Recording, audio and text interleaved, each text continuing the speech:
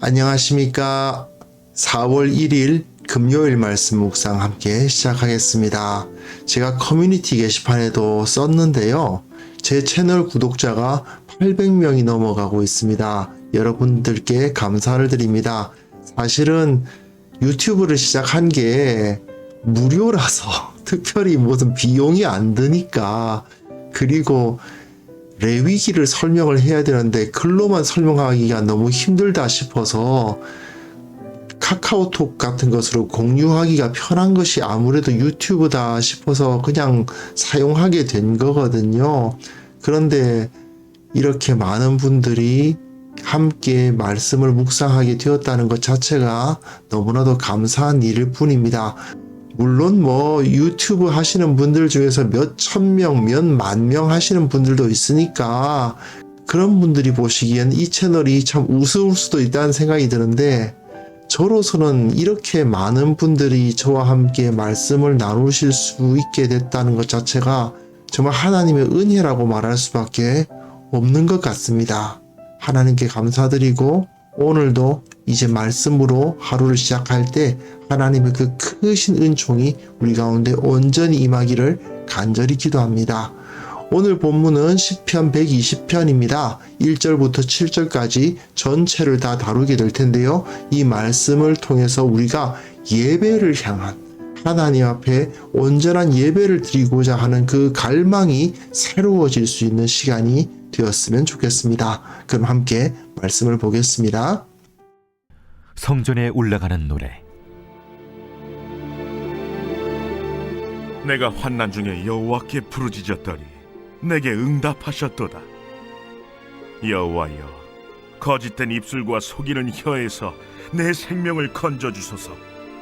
너 속이는 혀여, 무엇을 내게 주며 무엇을 내게 더할꼬. 창사의 날카로운 화살과 로뎀나무 숯불이리로다. 메색에 머물며 계달의 장막 중에 머무는 것이 내게 화로다. 내가 화평을 미워하는 자들과 함께 오래 거주하였도다. 나는 화평을 원할지라도 내가 말할 때 그들은 싸우려 하는도다.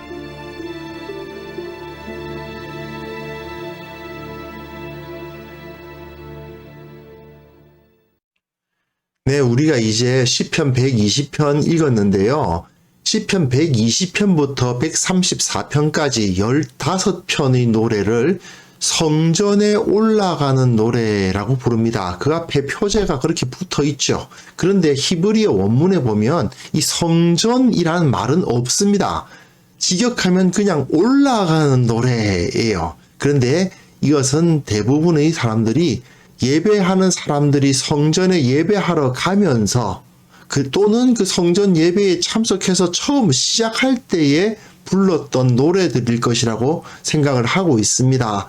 그래서 성전으로 올라가는 그 순례자들이 노래했던 노래일 것이다. 또는 성전에 도착해서 그 제사의 첫 부분에 부르기 시작하는 노래였을 것이다. 그렇게 받아들여지고 있습니다. 미시나라고 유대인들에게 전해져 내려오는 가르침의 문헌들이 있는데요.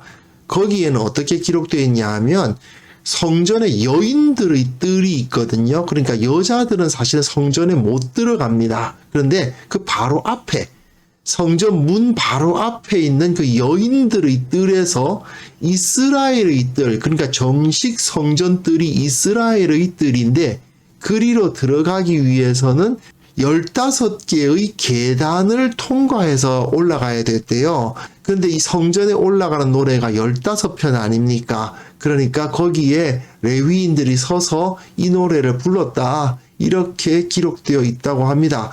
여하튼 이 노래들이 정확하게 어떤 상태에서 사용되었는지는 잘 알 수 없지만, 분명한 것은 예배를 갈망하는 사람들의 노래라는 것은 분명합니다. 그래서 지금은 성전이 없으니까 당연히 제사 때 사용할 수가 없지요. 하지만 여전히 유대인들은 가을, 장막절에 이 노래들을 사용한다고 합니다. 시편 113편부터 118편까지는 6월절에 사용하고요. 119편 어제까지 저희가 열심히 11번에 걸쳐서 묵상을 했는데 오순절날 이 한 편을 많이 사용한답니다. 그리고 120편부터 134편 이 성전에 올라가는 노래들은 장막전에 많이 사용한다고 그러고요. 그리고 재미있는 것은 이 노래들이요. 서로 독립된 노래인 것은 맞는 것 같거든요. 120편부터 134편까지 다 각각 독립된 노래인 것 같긴 한데 내용상으로는 연결해서 노래가 가능합니다. 조금 이따가 다룰 120편 6절, 7절 보시면요. 내가 화평을 미워하는 자들과 함께 오래 거주하였도다. 나는 화평을 원할지라도 내가 말할 때 그들은 싸우려 하는도다 하면서 탄식을 하면서 끝나는데 바로 121편에 가면 내가 산을 향하여, 산이 어디겠어요? 성전을 말하는 거잖아요. 산을 향하여 눈을 들리라. 나의 도움이 어디서 올까? 나의 도움은 천지를 지으신 여호와에게서로다. 이렇게 120편 끝부분과 121편 앞부분이 내용상으로 연결되잖아요. 막 탄식하며 저들이 막 싸우려고 한다 하면서 탄식하지만 이 상황에서 누가 나를 도우실 것인가? 하나님밖에 없다. 하나님의 도우심을 얻으러 우리 예배하러 가자. 이렇게 내용이 연결이 되죠. 이런 특성을 가지고 있다는 걸 기억하시면서 오늘 본문 보셨으면 좋겠습니다. 시편 읽을 때에는요, 대꾸법을 좀 신경을 쓰시면서 읽으시면 좋습니다. 대꾸법이라는 것은 내가 환난 중에 여호와께 부르짖었다라는 내용과 그 다음 절, 거짓된 입술과 속이는 혀가 서로 연결되어 있다는 뜻이에요. 여기서는 대조가 이루어지고 있죠. 시인은 지금 뭘 하고 있습니까? 기도하고 있어요. 여호와께 부르짖어서 기도하고 있는데 악한 자들은 어떻다는 겁니까?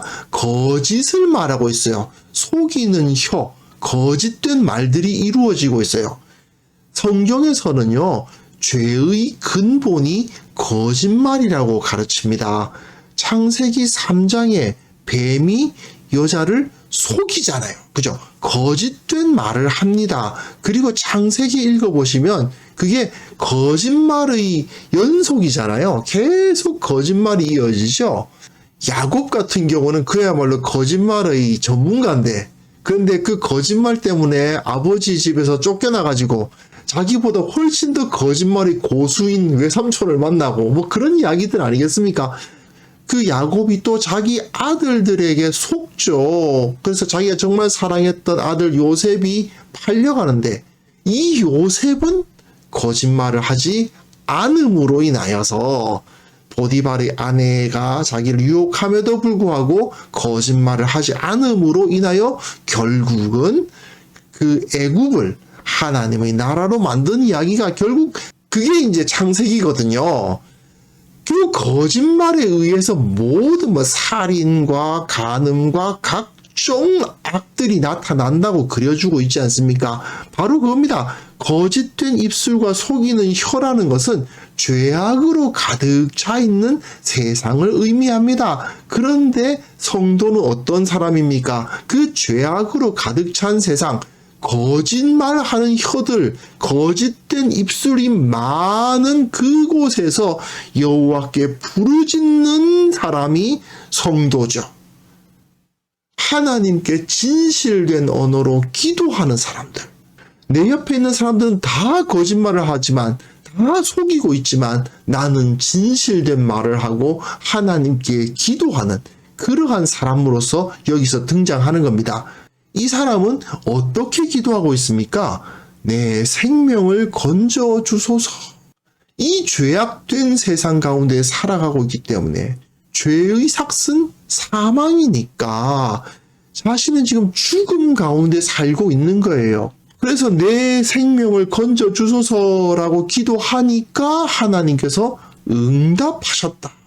하나님께서 그에 대해서 답을 해 주셨다라고 노래하고 있는 거죠. 그리고 그 다음 본문 보시면요. 다시 속이는 혀라는 말이 또 나옵니다. 창세기의 뱀이 딱 생각나는 그런 표현입니다.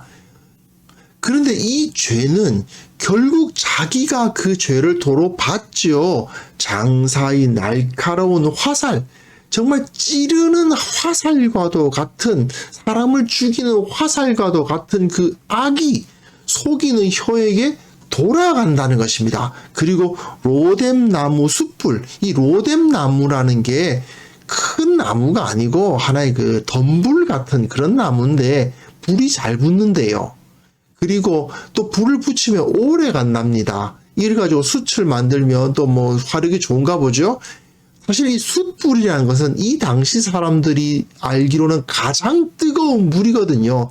결국 이 속이는 혀, 죄악의 근원인 거짓을 말하는 혀는, 다른 사람을 속여서 넘어뜨리려는 혀는 심판을 당할 수밖에 없다라는 것을 여기서 말해주고 있죠. 무엇이 너에게 더해질 줄 아느냐? 심판밖에 없다라는 것을 선언하면서 이 세상은 어떤 세상이라는 겁니까? 심판받을 세상이라는 거죠. 그럼 이 시인은 어떤 상태에 있습니까? 그 주위에는 다 거짓을 말하고 심판을 당할 수밖에 없는 그러한 세상 가운데 자기가 서 있는 거예요.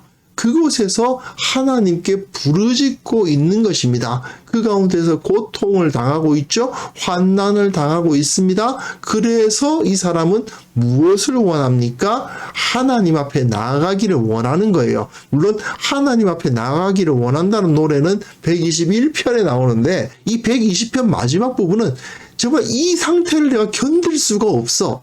나 정말 하나님 앞에 나아가야 되겠어. 나는 이 상태에서 머물 수가 없어 라고 말하고 있는 노래가 마지막 부분인 거죠. 매색에 머물며 계달의 장막 중에 머무는 것이 내게 화로다. 매색은 이제 창세기의 야벳의 아들로 언급이 되어 있긴 한데요. 나중에 두로의 무역 상대국으로 나타나기도 합니다. 에스겔서에 나타나기도 하는데 뭐 그게 중요한 건 아니고 완전히 이방의 세계다라고 보시면 되겠습니다. 게달의 장막이라는 건 뭐냐 하면 창세기에서는 이 게달이 이스마엘의 아들로 나오거든요. 그래서 땅에 정착을 못하고 광야를 떠돌면서 이곳저곳 대상 무역을 하는 사람들이 바로 이 게달, 이 베두인들입니다. 그 장막에 머물고 있다는 것이 뭐겠어요? 하나님의 약속의 땅이 아닌 이방의 땅에 머물고 있다는 거죠.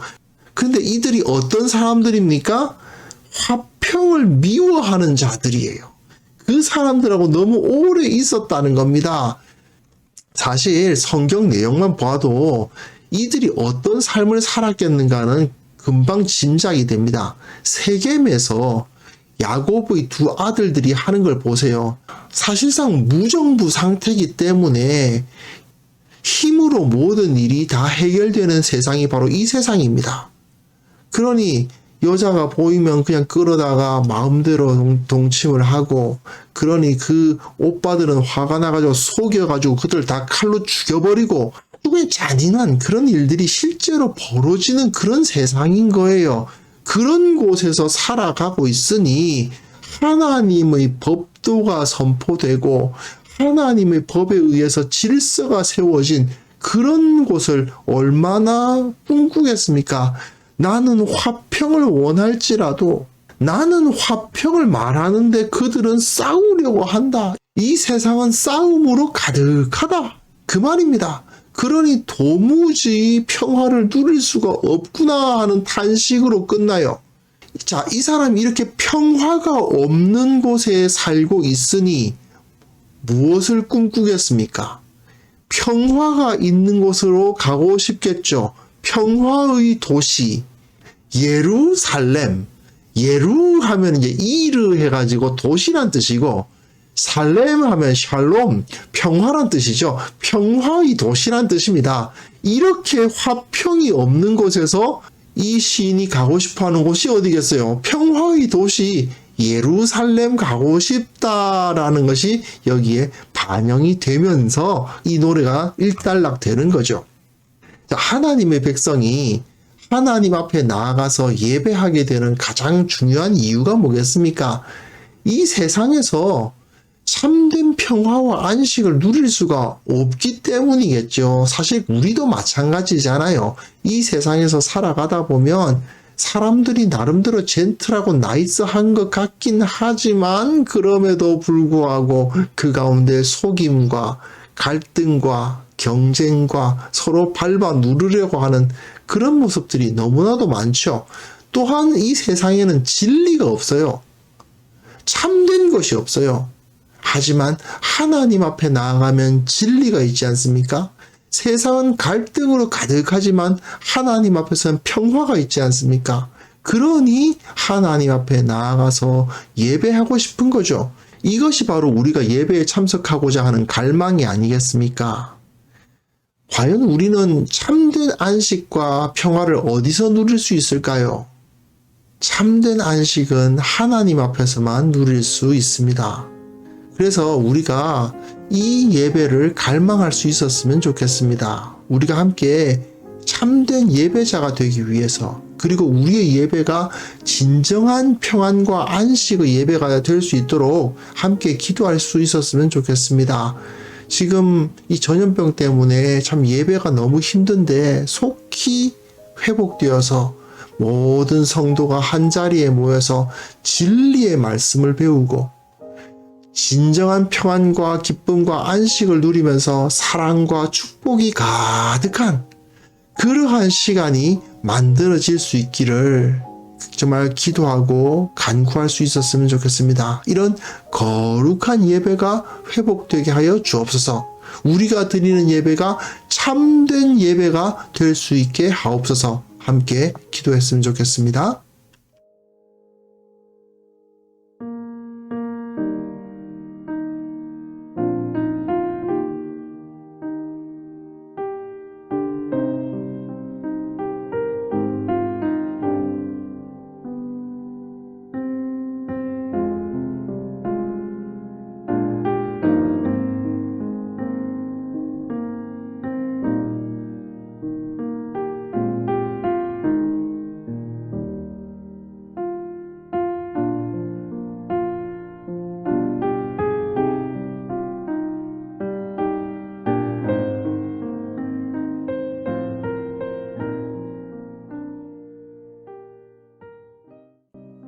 하나님 아버지, 우리가 주님의 존전 앞에 나아가기를 원합니다. 그 평화와 그 안식을 누릴 수 있기를 원합니다. 예배 시간이 늘 사모하는 시간이며 그 기쁨 가운데 드려지는 예배를 꿈꾸고 기대하는 그러한 삶을 우리가 살아가게 하여 주옵소서. 참으로 주님 앞에 예배하는 것이 얼마나 큰 기쁨인지를 생각하며 그 시간을 오매불만 기다릴 수 있는 그러한 참된 예배자로서 우리가 설 수 있도록 도와주옵소서. 아버지, 우리 교회의 예배를 회복시켜 주옵소서. 이 전염병 때문에 예배가 너무나도 많이 무너집니다.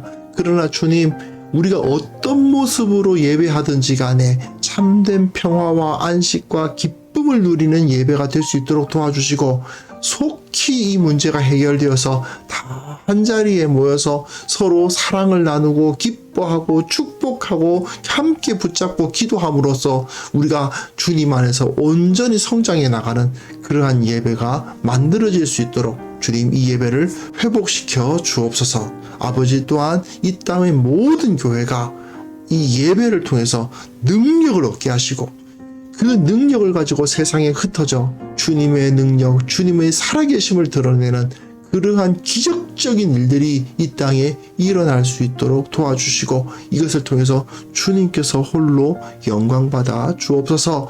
아버지, 오늘 하루 이 세상에 또한 흩어져서 주님의 영광을 바라보며 살아가야 할 우리 성도들 한 사람 한 사람 붙들어 주시고 복에 복을 더하시고 능력에 능력을 더하시고 이 세상에서 승리하고 참된 기쁨을 하나님으로부터 누릴 수 있는 귀한 성도들 다 될 수 있도록 오늘 하루 승리하는 하루가 될 수 있도록 주님께서 은혜 위에 은혜를 부어 주옵소서.